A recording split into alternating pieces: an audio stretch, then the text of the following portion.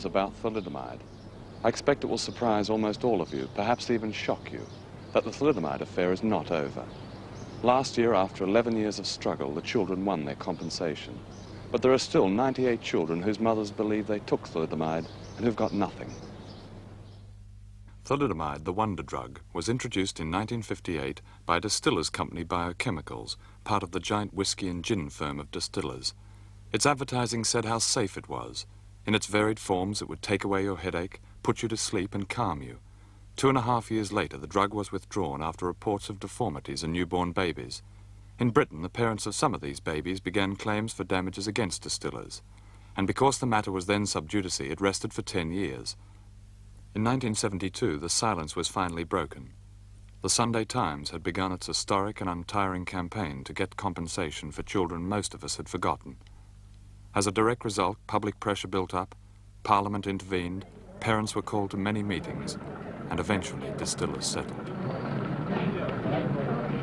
We now have the 20 million protected against inflation. Now let's get the small print right. But for some parents, the small print meant that the struggle was not yet over.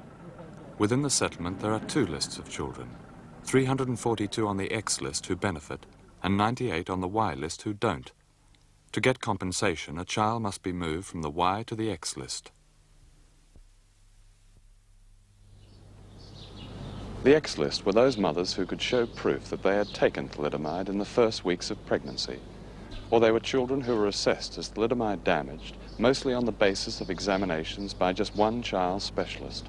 The Y-list parents are those who, when they came to look for proof, found their doctor had died or retired, or the medical records destroyed or missing.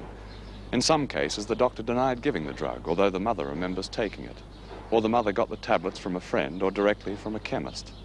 Anyway, like most of us, most of them didn't know what they were taking. I asked him, did they put home visits down, you know, did they put everything down when they came to see you, if they gave you anything at home? And he said, well, they couldn't remember to put everything down. So, you know, could have just been missed off. They were distressed because the thalidomide families had been awarded quite large sums of money, and yet they had what they regarded as thalidomide children who were receiving no money. They were bewildered because they didn't quite know what to do. They were an uncoordinated group of parents spread all over the country, and I felt they didn't quite know where to turn to.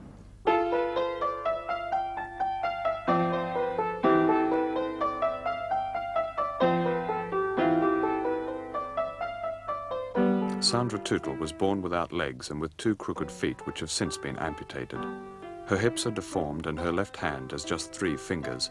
Her mother, Margaret, says that during her pregnancy, a doctor gave her 2 lots of tablets during 2 home visits, without prescription and in envelopes. I've been having a lot of trouble sleeping and worrying, you know, so Stan sent for him, and he came and he gave me these tablets in an envelope. It had Disparity written on. Well, I'll always remember this because we had a little blue cupboard and I always kept these tablets up there. After I'd take them, I'd put them back. And, you know, I definitely remember that. And, well, my husband does too, because we kept saying we'd get rid of this little cupboard and it had a little ledge on. And we were going to take it down, but these tablets were on top. And I distinctly remember them, you know. I wouldn't forget them, actually. Do you think the tablets that you took then were the same as those you took in the beginning, in the first weeks? Well, I can't say they were because I can't remember. Do you think you've been rather too trusting in all these years? Well, I don't think we've pushed enough in anything, really, over the years, you know. With the legs and that, we don't push enough with them. I'm not a person that likes arguing and, you know, saying things to people. And I'm very timid, actually, of people. I don't, you know. When we go to see specialists and that, people have told me I'm too quiet and I don't say enough and ask enough, you know.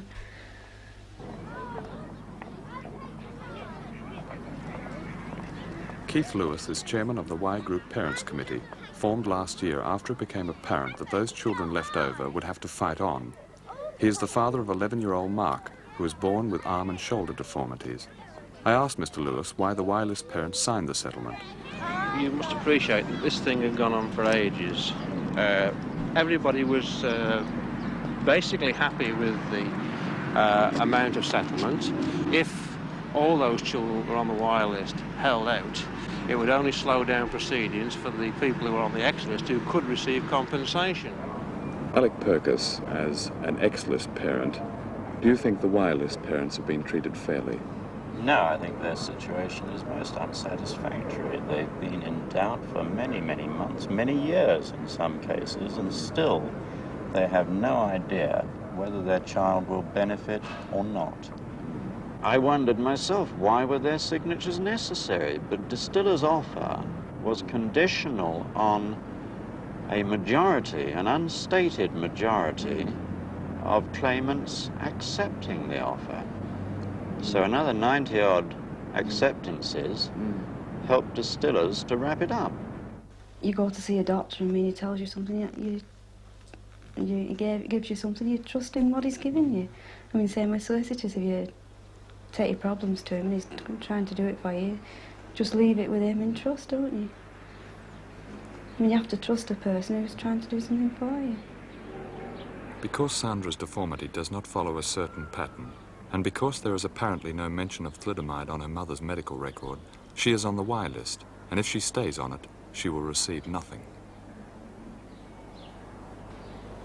The two lists were drawn up by the London legal firm Kimber Bull, acting for all the families. The effect was to weed out those children who didn't have proof or who weren't typically thalidomide deformed.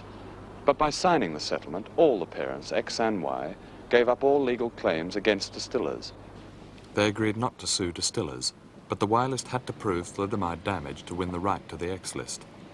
After the High Court approved the settlement, Kimber Bull advised the Y list to find new lawyers, as there was now a conflict of interest. For if a Y list family fought their way onto the X list, then those already there would get less money.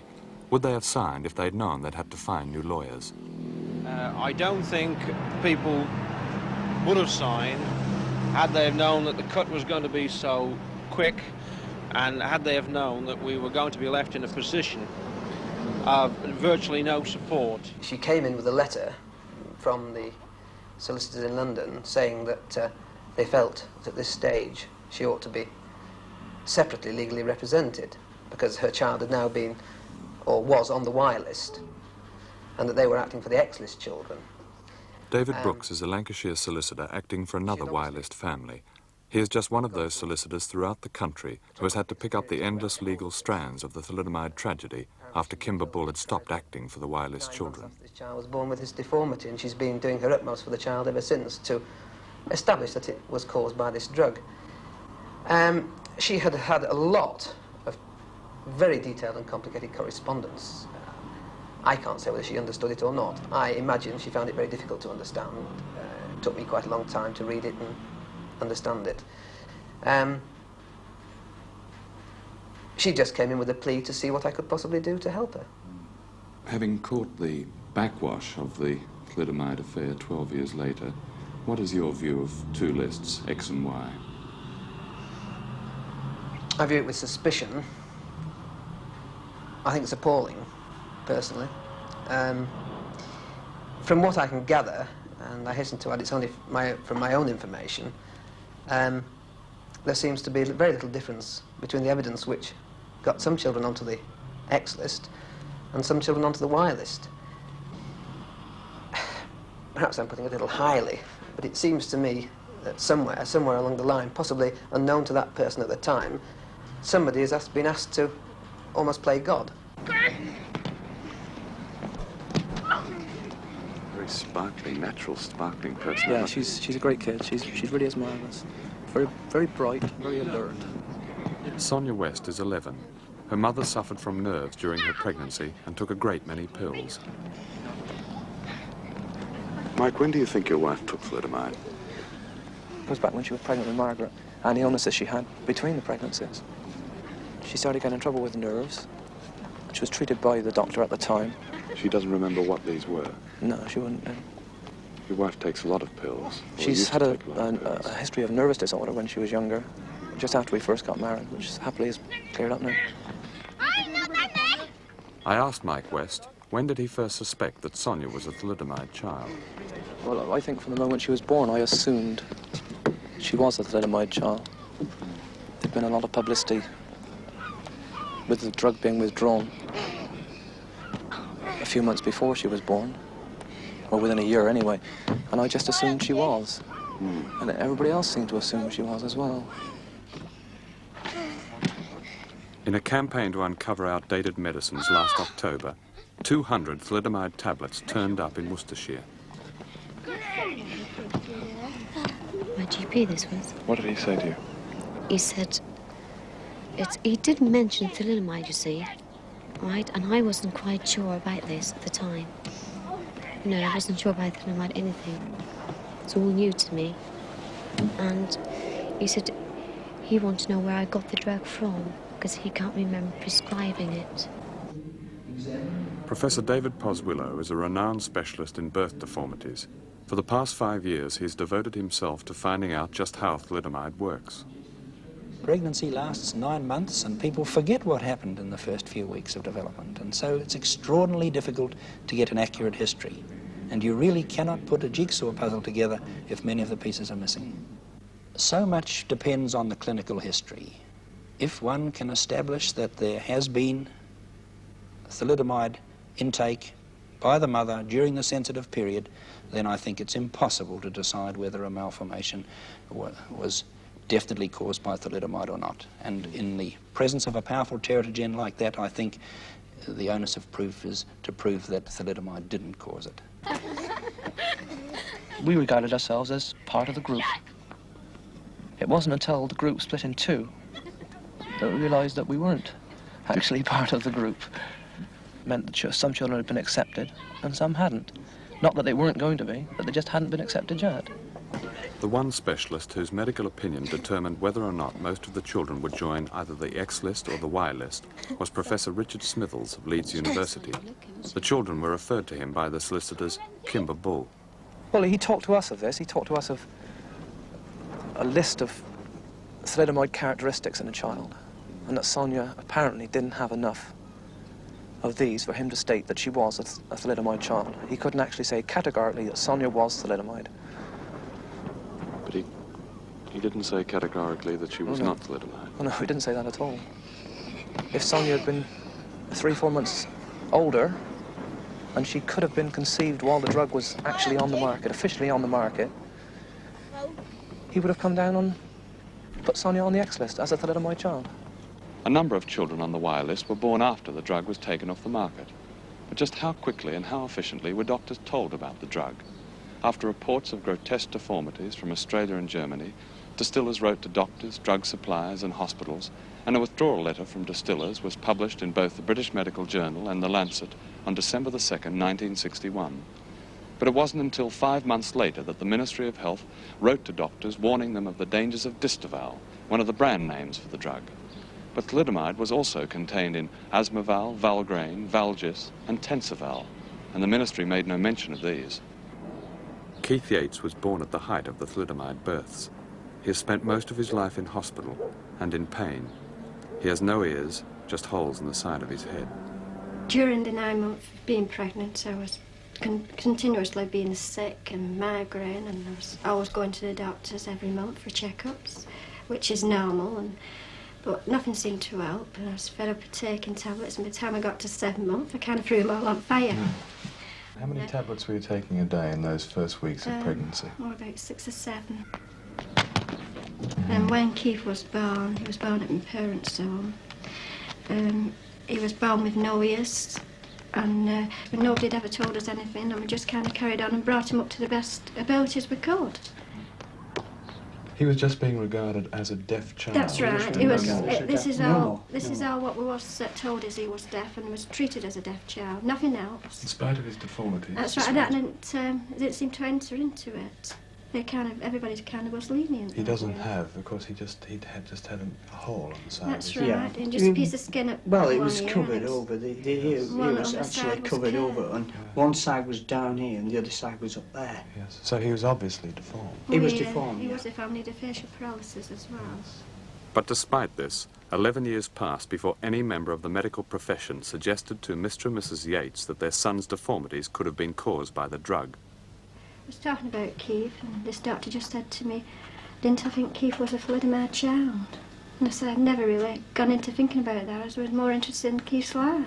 I said, we'd spend that much time going backwards and forth to hospital, we hadn't really had time to think about it. He says, well, if I were you, I should do something about it, and fairly quick. Did you ask your local doctor to look at his medical records? Yes, and there's nothing on the records at all. Inexplicably, Mrs. Yates' medical record begins in the 4th month of pregnancy, but it's in the first 3 months that thalidomide does its damage. He says there's nothing on my medical records. He says, and have a look at prescriptions. Well, they only keep prescriptions for 5 years, so that was no use by the time we got into asking about Keith. He said he had nothing in He his said medical record about it at He said he all. had nothing in the medical record, but going back, he said that he had thalidomide tablets in his surgery, but he'd not given He'd not prescribed them to anyone. In fact, I understand that one of the doctors... I asked Mr. Brooks about evidence in his family's case. But I'm not satisfied with the evidence because no proper records were kept at the time. It's accepted that drugs were prescribed, but there is nothing on the record cards. Because I don't think doctors are bound legally to keep records. I think it's just that it's recommended that they should, for obvious reasons and for reasons such as this. But certainly in this particular case, it's made it very, very difficult. Clearly, if records had been kept and the drug had been prescribed, then one would have known one way or the other whether this drug was prescribed or not. Is further medical evidence difficult to get? It is, because it's difficult to get any medical person, specialist or otherwise, to commit themselves definitely on this point. I think it must be very difficult for them. Why weren't they? You tell me. When you took Keith to see Professor Smithles, what did he tell you?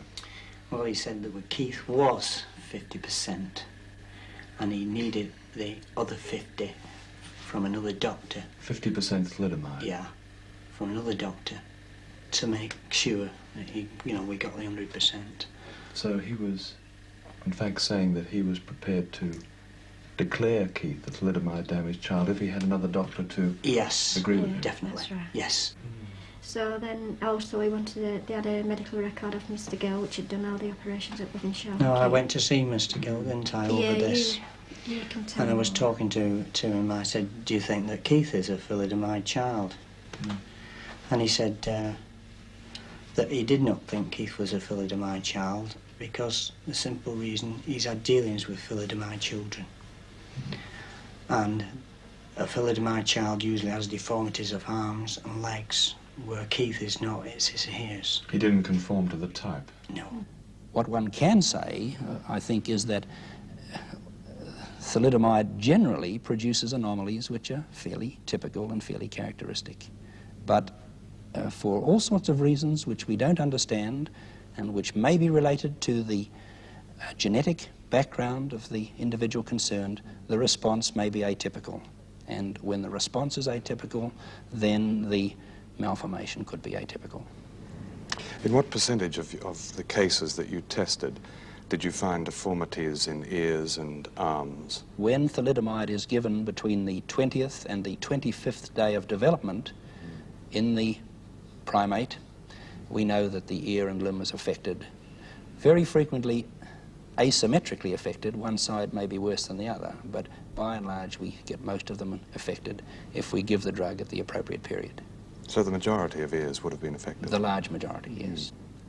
So imagine trying to get a child to get a job, where in fact a doctor wants him to go twice a week for a dressing. Who's going to employ him?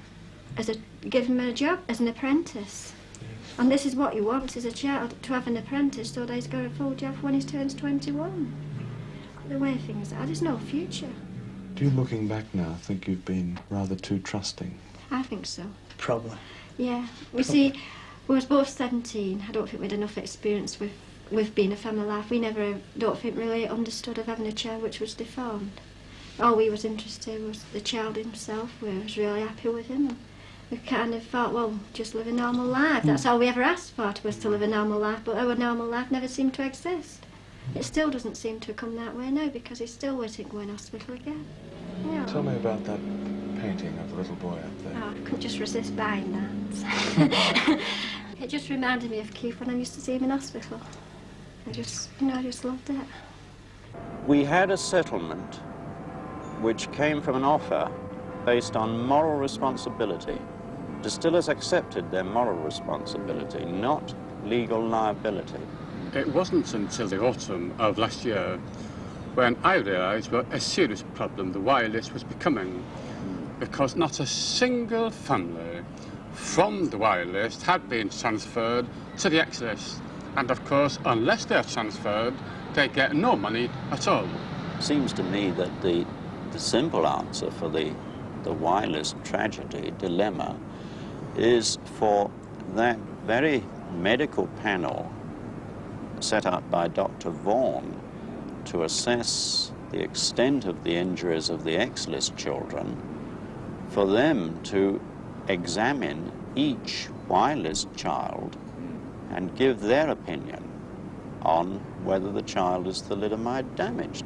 That panel has the widest experience and competence, having already examined over 300 X-list children. Where do the Y group go from here? The only way they can go is to try and convince distillers' solicitors that they are not Y group and in fact should be on the X group list. That in fact the deformity affecting the child or the child of the family was caused by their drug, or it is more than likely was caused by their drug. I think people should appreciate that these parents are not asking for something that they're not entitled to, but what they are asking for is that there should be no reasonable doubt, one way or the other, as to whether these children are thalidomide deformed or not. It just isn't good enough when we're talking about a child that's got no arms, no legs, is not going to be able to live a normal life, is going to require a lot of finance in order to live. You know, is it right that on such woolly information his whole future should be decided? What can a Y-list family do if they fail to get on the X list? They can, within the terms of the agreement, as I understand it so far, apply to the High Court, to the judge, for an opinion, a final decision. When one has evidence to support it, or further evidence, or the best possible evidence one can accumulate, and go before the judge and say, look, this is what we have, this is what we say, these are all the facts as far as we're concerned and concerning our case. We want you to say whether you consider this child is an X-list or a Y-list child. Well, it's not our life I'm thinking about, it's Sandra's later. I mean, it's Sandra, you've got to think about how she's going to manage when she gets older, and, you know, if she had a bit of something behind her, you wouldn't worry about when she got old. I mean, now our worry is how she's going to manage and what she's going to do when she gets older. I mean, that's really what you're fighting for, isn't it? Because sometime or other she's going to have to look after herself. We're more concerned in Keith's life, and we're thinking more of his future. This is what we're fighting for, you know. We just got to think about Keith when he leaves school and gets into a man. But we're never going to have any money whatever happens. We're never going to have money. Why do you say that? Well, because we aren't. Money's going to be for Sonia, given to Sonia. Oh, I'm sorry, yes. We won't have money. But I meant you, I meant Sonia. We won't have any control over the money. We don't want any control of the money. We just want it there for Sonia's security when she's older. See, we don't. Money couldn't help a great deal now. Not now. Couldn't really help us. Couldn't really help Sonia now. Make life a little bit easier, perhaps. Perhaps take a little bit of worry off our shoulders, but not really help her. It's when she's older. It's when she's really going to need some help. And that's what the money's for. When she's older. When she's a teenager. Well, when she's older than that. When she's older than that. When she's middle-aged. When we're not around to look after her. She's going to need money then. This settlement, this lump settlement, is supposed to provide an income for these children until the last one of them dies. Now that is the exact words. Until the last one of them dies. When the last one of these thalidomide children die, that fund should be empty.